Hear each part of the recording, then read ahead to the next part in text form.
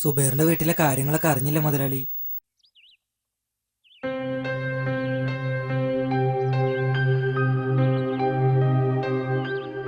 എനിക്കത് കേട്ടിട്ട് ഒരു അതിശയം തോന്നുന്നില്ല. ഉസ്മാനെ, ഈ ദുനിയാവില് പല പെണ്ണുങ്ങളെയും നമ്പാൻ പറ്റൂല, ബുദ്ധിയില്ലാത്തവരാണെങ്കിലും. പലപ്പോഴും നീ എന്നോട് ചോദിക്കുന്ന ഒരു കാര്യമുണ്ട്, വയസ്സുകാലത്ത് എന്തിനാ ഈ കോമാളി വേഷം കെട്ടി നടക്കുന്നതെന്ന്. അന്നൊക്കെ ഞാൻ എന്റെ മെക്കെട്ട് കയറിയിട്ടുണ്ട്.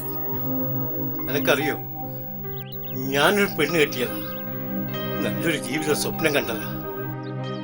പക്ഷേ എല്ലാം ചില്ലുകൊട്ടാരം പോലെ തകർന്ന് തരിപ്പണായതാ.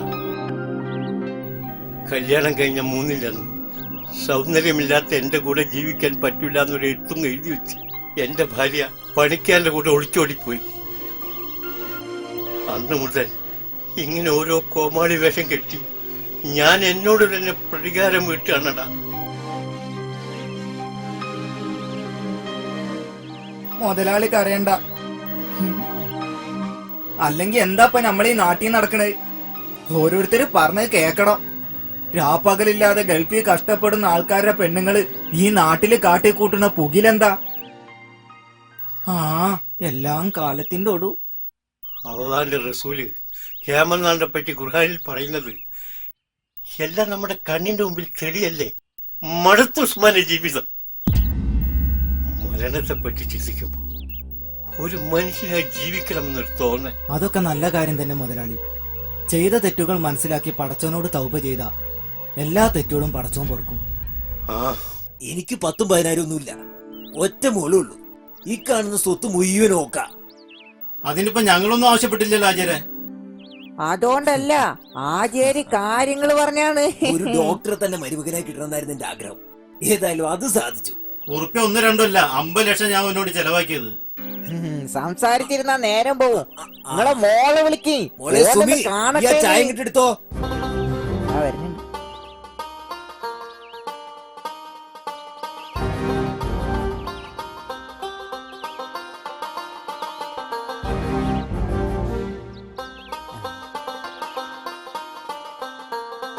രണ്ടുപേർക്കും സംസാരിക്കാണ്ടെങ്കി അങ്ങോട്ട് മാരുന്ന് സംസാരിച്ചോളിന്ന്. എനിക്ക് മൂപ്പരോടായിട്ട് ഒന്നും പറയാനില്ല.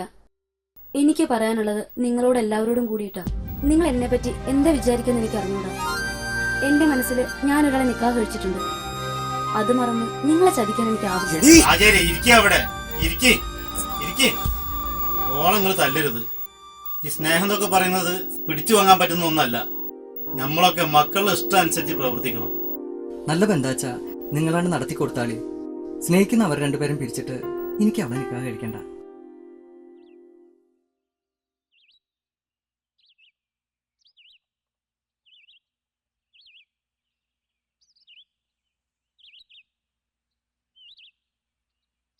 മീനൊന്നും കിട്ടിയിട്ടില്ല. ഈ പോയി അങ്ങാടിന്ന് വല്ല മീനും വാങ്ങിട്ട് വാ. അനക്ക് മീനില്ലാതെ ചോറുന്നാൻ പറ്റൂലല്ലോ. ചെല്ല്. ആ കാലമൊക്കെ കഴിഞ്ഞു പോയില്ല ഉമ്മച്ചി. ഒരുമിച്ചുള്ള ഊണും ഉറക്കവും അതൊക്കെ ഇന്നൊരു ഓർമ്മകളല്ലേ. അനക്ക് പടച്ചോൻ ഇങ്ങനെയൊക്കെ വിധിച്ചിട്ടുണ്ടാവും. ഇന്റെ മോൻ വേദനിക്കണ്ട. പടപ്പുകൾ തോൽപ്പിച്ച ഈ തോൽക്കൂലടാ. പടച്ചോ തോൽപ്പിച്ചാലേ.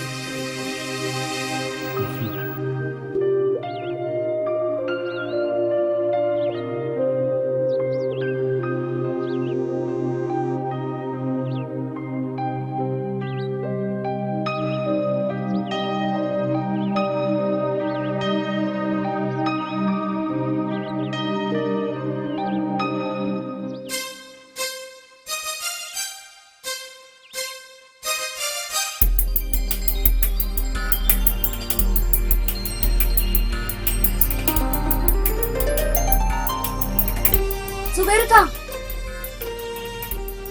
സുബൈർക്ക, സുബൈർക്ക.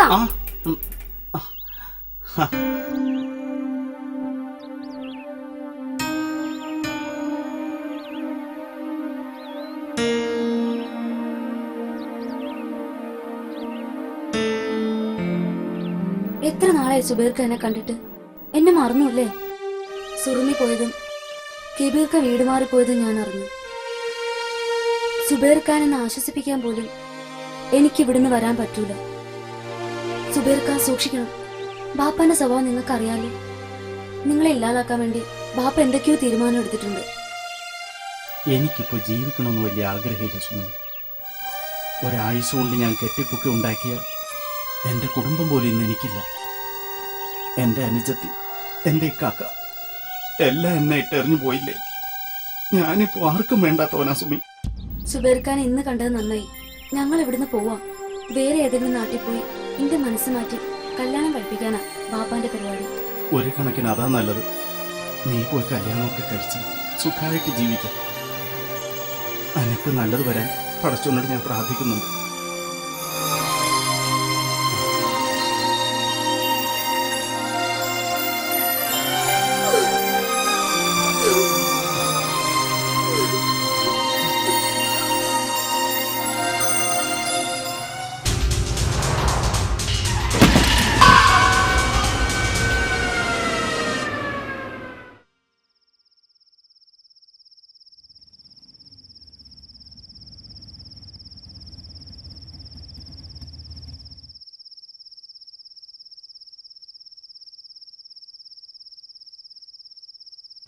സുബേറെ, എന്താ എന്റെ പരിപാടി? ഉറുപ്പ്യ 1 2 അല്ല, 1 ലക്ഷം ഞാൻ എണ്ണി തന്നത്. മുതലും പലിശ അടക്കം കായ് കുറെ ഈ തരാറുണ്ട്. അരയ്ക്ക് താഴെ തളർന്ന എന്നെ കൊണ്ട് ഇതൊന്നും തരാൻ പറ്റില്ലെന്ന് എനിക്കറിയാം. അതുകൊണ്ട് 10 ദിവസം അനക്ക് ഞാൻ തരാം. അതിന്റെ ഉള്ളില് ഈ പെര ഒഴിഞ്ഞു തരണം.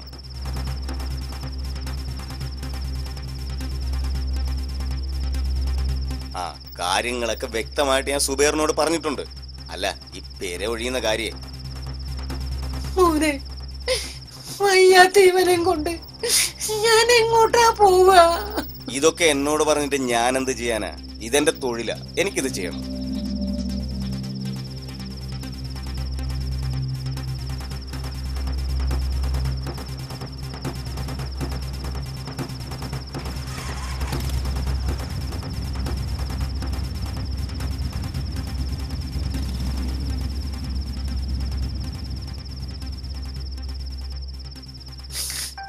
പടച്ചോനെ, എന്റെ മോനക്ക് ഈ ഗതി വന്നല്ലോ. സാരമില്ലമ്മ, ഒക്കെ സഹിക്കാനും ക്ഷമിക്കാനും ഞാൻ പഠിക്കുന്നുണ്ട്. എന്റെ സങ്കടം അതല്ല. ഈ വീട്ടിൽ നിന്ന് നമ്മളെ അവരിറക്കി വിട്ടാൽ ഈ ഉമ്മാന്റെ കയ്യും പിടിച്ച് വയ്യാത്ത ഞാൻ എങ്ങടാ പോവാ പടച്ചോനെ? ഒരു തുള്ളി കഞ്ഞി കിട്ടിയിരുന്നെങ്കിൽ അതിനരിവുണ്ടോ അമ്മ? അരി ഞാൻ നബീസാന്റെ പൊരേന്ന് വായ്പ വാങ്ങിയിട്ടുണ്ട്. ഉമ്മ ഇപ്പൊ കഞ്ഞുണ്ടാക്കി തരാം.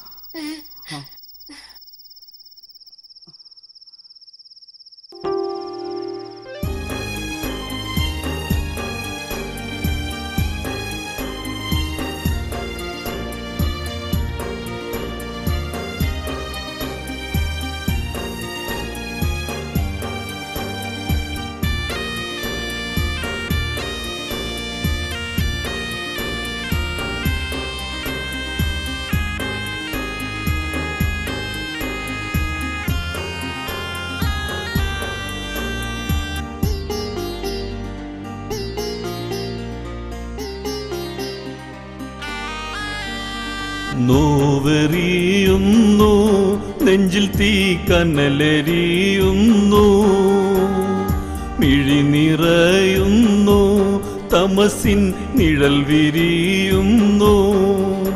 അന്നു വിടർന്ന പൂക്കാലം ഇന്ന് കൊഴിഞ്ഞു സൗഭാഗ്യം.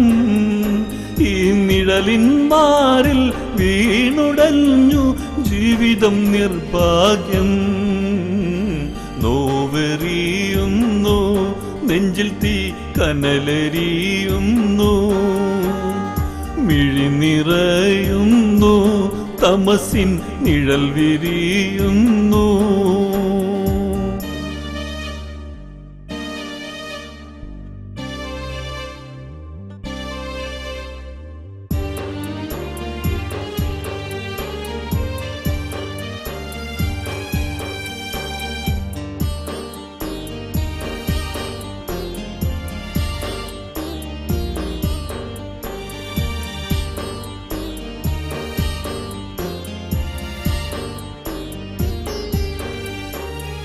കാണുവാൻ കണ്ണുള്ള നാൾ കൂടുമോയി സൗഹൃദം പിരിയുമീണകൾക്കിനി നൊമ്പരം നറുതേൻ കണം കാനനമാകും മനസ്സിൻ ചുഴിയിൽ നീറിപ്പുകയും വലയമേ കാനനമാകും മനസ്സിൻ ചുഴിയിൽ നീറിപ്പുകയും വലയമേ മറഞ്ഞുപോയി ആ നല്ല നാൾ ഇനിയും പൂവിടുമോ നോവെറിയുന്നു നെഞ്ചിൽ തീ കനലെരിയുന്നു മിഴി നിറയുന്നു തമസിൻ നിഴൽ വിരിയുന്നു